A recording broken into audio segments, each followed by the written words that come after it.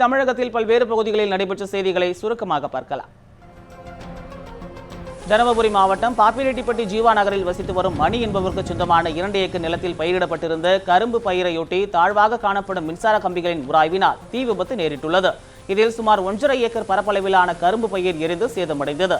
தீ விபத்தால் 2 லட்சம் ரூபாய் இழப்பு ஏற்பட்டுள்ளதாகவும், எனவே அரசு இழப்பீடு வழங்க வேண்டும் எனவும் பாதிக்கப்பட்ட விவசாயி கோரிக்கை விடுத்துள்ளார்.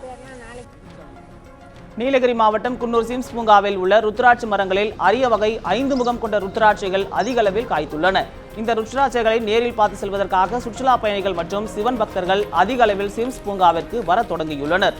இந்த ருத்ராட்ச காய்கள் மருத்துவ பயன் மிக்கது என கூறி ஏராளமான பக்தர்களும் சுற்றுலா பயணிகளும் அவற்றை வாங்கி செல்கின்றனர்.